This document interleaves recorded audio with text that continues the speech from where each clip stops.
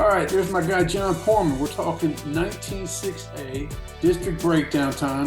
196A is usually Katy and then a lot of other solid teams that can make deep playoff runs. But and I like Katy this year too. No, I'm not stupid, but I also like to see the players coming back on Tompkins. Tompkins looks like they might be able to give them a little run. Could they possibly beat Katy like they did a couple of years back?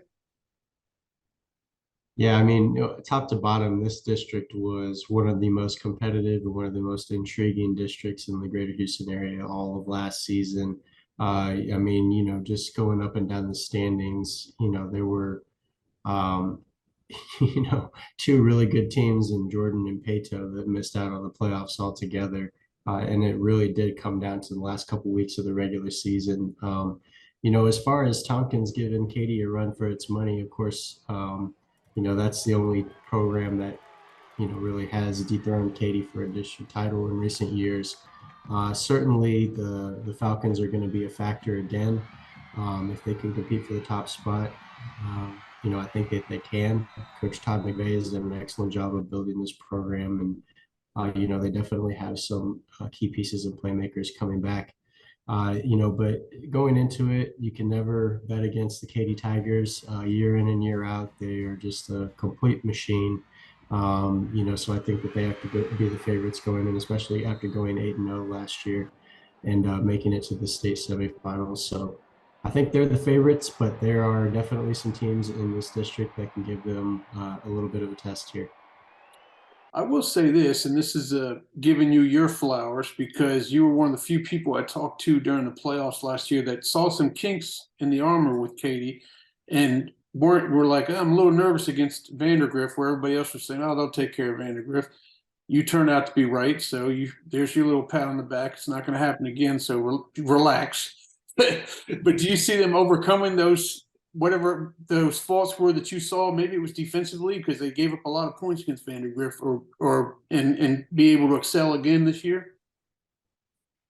Yeah, I mean, you look at their playoff games against CE King and Vandergrift in particular, and they were giving up a lot of yards through the air. So that was the biggest concern, and ultimately, probably the biggest reason why they ended up losing that game against Vandergrift. But, I had this guy named Seth Davis who was the great equalizer and, did everything in his power to keep them in it to the last minute. I mean, there's a reason why he's gotten all the accolades he has. But the something to think about now is that Davis is off to Mississippi State. He's graduated, and so they don't have his services anymore. But yeah, I mean, Katy traditionally has been a really strong defense. I wouldn't be too concerned with some of those flaws carrying over. Obviously, each team is different every year. Coach Gary Joseph does an amazing job, and his staff, and I'm sure they'll have things shored up. But yeah, I mean, come playoff time, it's going to be a battle no matter who you're playing. Certainly can't fault the Tigers for that, but they had a great run and looking good coming back in 2023 as well. But I think we both agreed there is that bridge between Katy and all the other Katy ISD teams is starting to come in a little bit closer. They're closing in the gap, and you got teams like Cinco Ranch, you got Morton Ranch. You mentioned Jordan and Pato. Pato maybe went through some issues with their coach and some of their players that have graduated on the defensive side of the ball there. But these teams it's really going to be a mad dash. I say this a lot on this district breakdown for those last four spots because those are right that we just mentioned six quality teams and two of them aren't going to make it again. Right. Yeah. And you look at what Cinco Ranch did last year, amazing season, but they lose their starting quarterback in Gavin Rutherford, who's off to SFA now.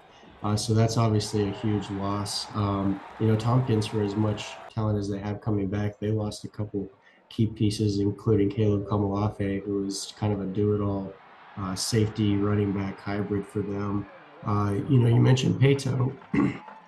And obviously, the biggest losses there on the defensive side with guys like Damian Sanford and obviously DJ Hicks, number one defensive player in the country. But they have plenty of talent coming back as well. And Jordan, they really took some major strides last year. It may not look like it on on paper with the 5-5 record and 4-4 in district play, but they were a team that was competitive in a lot of these games against these other teams, and they're going to probably have the most starters coming back of anybody in this district just because they're a younger program. So, I like all these teams' chances, and it's hard for me to even pick a top four because I truly believe, like you said, that it's going to come down to the wire with kind of these top six teams competing. And you never know. You have Taylor and Seven Lakes and Maid Creek who could surprise some people as well. So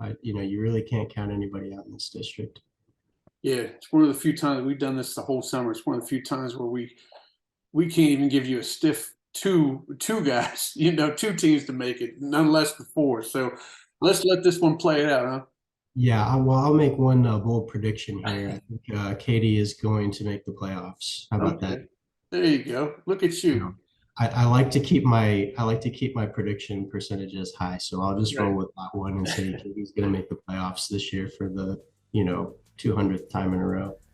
You heard it here first. Nobody else is saying these things, but Jon Poorman's willing to go out on a limb for his viewers and his people. I love that.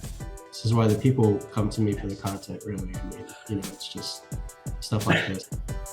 I appreciate it. Hey, next week we're going to talk 26A, which I have a feeling you'll make a bold prediction about Ridge Point as well. So we'll see how that, we don't know. We'll find out next week, right? Yes, sir. All right, we'll see you next week.